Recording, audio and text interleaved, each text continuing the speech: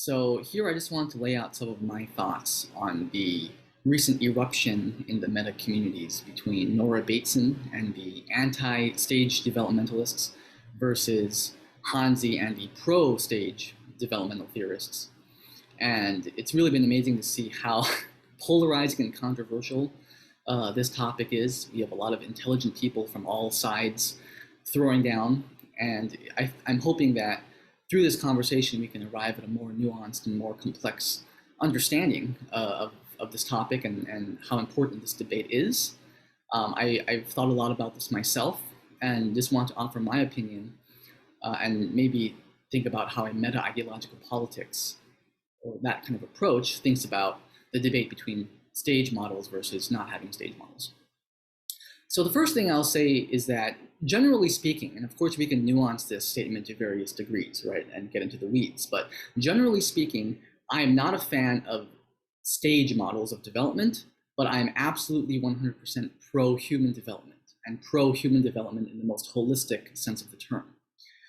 So in just going from personal experience and some of the community work and depolarization work and peace building and equity work that I do, I'd like to valorize the qualities or traits that are associated with higher stages of development, right? The traits or qualities or characteristics that are supposed to go with yellow, teal, second tier, integral, metamodernism, etc., right? And these include things like the capacity to take multiple perspectives, being ideologically fluid, right? Being able to understand different worldviews, not being judgmental and being empathetic towards people of differing beliefs, having complex and nuanced forms of sense-making and dialogue, and just building complexity, right, in our thinking about things and in our actions and behaviors and emotions.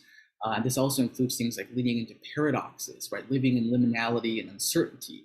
And these are all ground rules and guidelines and aspirations that I like to create as the leader and facilitator of a lot of these communities and a lot of these workshops and events. I like to frame these as guidelines and aspirations for people to try to live up to and to try to encourage the cultivation of these qualities in the community. But I never ever introduce stage theories or stage models that show how people supposedly progress through various stages. And the reason why I don't do that is because I'm really not a fan of the cultural impact or community effect, the communal impact of a stage theory, right? It becomes so easy to weaponize stage models or misunderstand them and to turn them into kind of vicious hierarchy where one person, people think that they're superior to other people, right? And the real problem I see in conversation is that we can be talking about a topic and then someone could jump in with a stage label and say, oh, you're green, or right, or that's a pre-modern opinion or whatever. And as soon as you jump in with the label, it takes the emphasis of conversation away from the content and sucks it into this abstraction of a label, which can de facto become kind of dismissive or even ad hominem. And it's impossible to have a dialogue going forward, right? We now get hung up debating what stage you're at or what level of development you're coming from in that opinion, instead of talking about the content of the opinion. So it creates a divergence in the conversation which distracts from the content of the issue.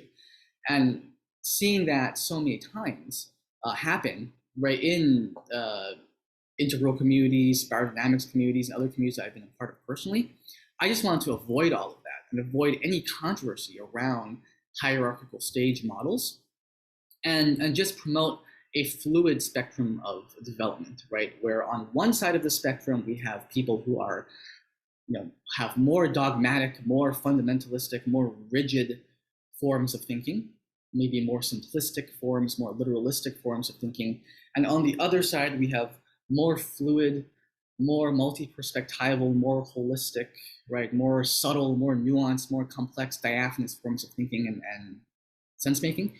And so what I encourage my communities is we want to get away from here and move more towards here. And here are the exercises and practices we're going to do together to try to cultivate a move in this positive direction.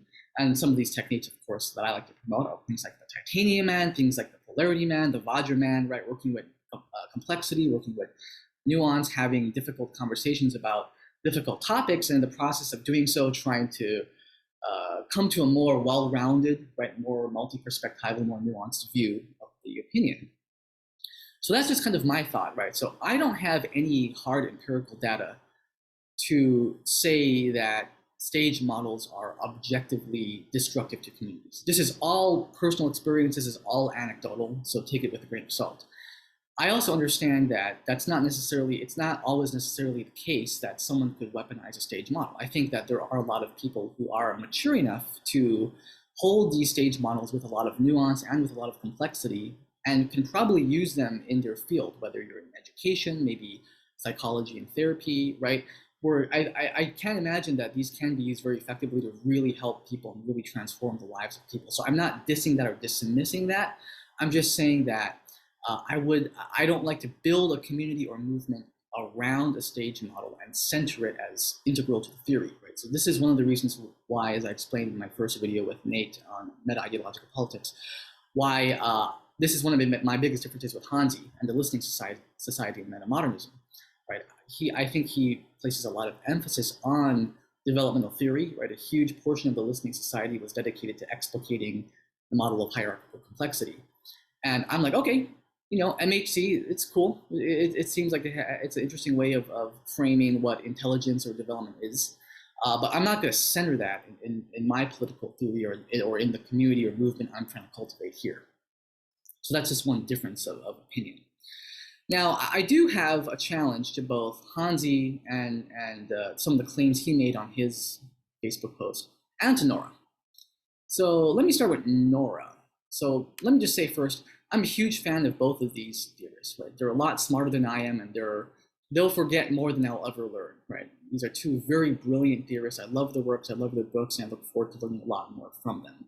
Now, I think part of Nora's accusation and the issue she takes with stage theories is that they can be an emanation of Western imperialistic, neo-colonialist forms of theorizing and epistemology that either view lower stages, right, or people of lower developments unfavorably. It can be weaponized in a way that's not helpful, and it doesn't understand context or complexity, which is what her method, the warm data labs, are supposed to be all about, right? Any data that we collect is usually ripped out of context, and therefore it's cold, it's frozen data, it's not alive, it's not living in the complex ecosystem from which it was extracted from. And so therefore, it's a very partial picture of the whole, right? The living complexity, the evolving complexity of the systems we're entangled in are not captured adequately by frozen forms of cold data. So the warm data lab is the way to weave in the complexity of the system from which the data was extracted from, and try to present that so that can inform our sense making, so we can think more holistically and more systemically about any type of data point that we receive. That at least is my understanding. I hope I'm steelmanning that adequately. So let me put it like this. Nora, I understand the accusation, I understand your concerns. So my question is, given that you're a Western theorist, and given that you come from a Western context, how do you know that your method of warm data collection and your philosophy in terms of the complexity and all the beautiful things you wrote about in Small Arcs of Larger Circles, how do you know that that's not implicitly contaminated by some kind of Western bias or Western epistemology, right? And is it possible to really come up with an epistemological and sense-making framework that truly transcends our own cultural and spatial biases? And how can we be more aware of that? How can we be honest of that? And can we come to a more inclusive, more integrated form of sense-making that can include the best of Western methods or practices or epistemics, and of non-Western, right, indigenous, Eastern, etc. And if so, how do we get there, right? Who are the stakeholders or perspectives needed that should be involved in that process, right? And how do we determine if our perspective or our epistemological framework is overly biased, right? How do we know that? How do we reflect on ourselves to gain that awareness? And that's a discussion I'm very interested in trying to facilitate and encourage, right? And so now let me turn to Hanzi and kind of take a jab here. So I think Hanzi's main point is that there is indisputable and demonstrable evidence for the existence of stage models, specifically a model of hierarchical complexity, which is his go-to. which is ostensibly the most rigorous form, an empirically valid form of understanding and studying how people's cognitive patterns or behavioral patterns progress through various stages. So in that Facebook post and response to Nora, Hanzi then makes a whole bunch of claims about why stage models are actually better than non-stage models or anti-stage models, right?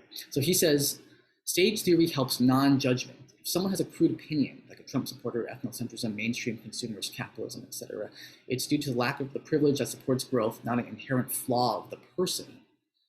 Remove the developmental perspective and you're back where Hillary Clinton started, the basket of deplorables, right? So then he says things like stage theory support equality, stage theory binds cultures together, it's more multi-perspectival, it's less Western-centric, it's better for kids and animals. So these are a lot of claims about how stage theory is in practice better or has these better impacts than not understanding development. Okay, where's the evidence? Like how do we prove that? How do we make a study that can adequately show how a stage approach is better than the non-stage approach in fulfilling these goals, right? And also thinking more deeply about this, how do we think about whose values or whose goals go into constructing that criteria? So maybe to take Nora's perspective for a second, right? Maybe we can come up with rigorous criteria with which to evaluate the effectiveness of implementing a stage model for some kind of efficacious social change. But who's coming up with that criteria that we're measuring, and how do we measure it? Right? So what is the criteria? Whose perspectives are needed in developing that criteria? And how do we measure that criteria and agree on that in a way where we can say, oh yeah, we had a group, we had a control group, right? We had a non-stage group, we had a pro-stage group, and the pro-stage group was able to better fulfill these social metrics and transform people's reality in a tangible way and in a way that non-stage understandings did not. How do we create that experiment? How do we run it? And this is something I come back to again and again, because for me, it's very frustrating to see a lot of people making what seem to be like tautological claims and not having any kind of real-time feedback mechanism through which we can evaluate the effectiveness of these ideas, right? There's a lot of ideas floating around, out there. I mean, not only in the world at large, but specifically in the meta communities, there are a lot of different approaches, right? There's integral, there's metamodernism, there's everyone else who doesn't agree with that. There's Dave Snowden's Cynefin model, which I'm a huge fan of, right? There's Nora Bateson. There's all of the there's Jeremy Johnson's Gebserian philosophy and community. So there's a whole ecosystem. There's a whole cornucopia of different approaches, different ways of sense making. And for myself, as someone who's very interested in tangible communal, political, and social transformation, how do I think about evaluating which approaches are effective and which approaches are not effective? And again, going back to what I said at the beginning, in my experience, building community and doing work around depolarization, doing work around peace building, stage models don't help with that. Right? Stage models do more damage. They get in the way more than they help. And so I just like to emphasize cultivating complexity, right? How can we cultivate complexity together and use it as a tool to escape this kind of tribalistic, polarizing, dogmatic black versus white culture warfare that we're in right now. Okay, this is something I forgot to mention. I believe Hanzi did use the term stage or developmental fetishism, which I think is a fun term. It can kind of capture some of the fetishistic elements of overly glorifying or overly fixating on developmental stage frameworks, right? And I think that one of the problems of stage models is that it can really have the effect of sucking all of the oxygen out of the room. And once a stage theory is brought up, there's something about it, right? It appeals to our primal human drive for like something higher, something better. And it can really have the effect of crowding out and suppressing other perspectives, other sense-making modes, other ways of thinking or looking at things, other ways of analyzing things become left out of the picture, and you have a stage model that starts to dominate or have a totalizing effect on the conversation. So I like the term developmental reductionism, right? We want to avoid developmental reductionism, where we reduce all of the problems of the world, all of the complexities of systems and of human beings down into a stage model and frame it as a problem primarily of development. Now, I'm not saying that we should exclude a developmental or stage-based analysis in these problems, but I think it should be a supplemental framework or lens. We shouldn't be leading with that, right? Especially to understand very complex social and systemic issues, right? Understanding different cultures, understanding the problems we have with politics, with economics, with global ecological problems. Stage models, if not used in the right way, can really obfuscate from more nuanced forms of analysis. For example, one thing I used to do when I was very much involved in integral communities was to think of all of the problems in the world, right, in terms of things like ecological destruction, in terms of the race to the bottom, the destruction of the commons, right, as individual nation states and corporations not being developed enough. Now, what I didn't factor into the analysis is the game theoretic dynamics and traps that individual agents in a complex system get involved with that create an emergent dynamic that prevents people from doing the right thing, right? This is called game A, right? The game theoretic traps that arise between players in the system are actually create the pressures that prevent people from doing the thing that would benefit the commons, because that individual agent or corporation or nation state would be left with a competitive disadvantage and would be basically consumed by the rest of game A, right? You would be selected out of existence. So in order to self-preserve, you have to do the wrong thing, right? You have to do the thing that benefits your self-interest at the expense of the whole. I did not take that into consideration at all when I only knew about development and only framed these complex problems in developmental terms, right? So it's really important to diversify our thinking mechanisms and the ways in which we analyze complex social problems. Just thinking about them developmentally, I think, can be very, very dangerous and counterproductive, oversimplifying all of the complexity of these high dimensional problems, right? So developmental reductionism is something we need to be aware of and to try to get away from. And I think, again, per the meta-ideological approach, the solution is to simply cultivate as many frameworks of analysis as we can, right? We need to cultivate a material analysis, a political analysis, thinking about power, right? Thinking about power relations. When you think about game theory, when you think about systemic dynamics, right? Path dependence, feedback loops, all that stuff. We need to think about complexity theory. We need to think about anthropology. We need to think about sociology. We need different kinds of economic models, right? Whether it's like neoclassical Austrian economics or MMT, right? Or complexity informed economics or behavioral economics. We need to cultivate as many frameworks as we can and try to truly understand everything in its most whole and most complex form in order to solve some of these really difficult challenges we face together as human civilization.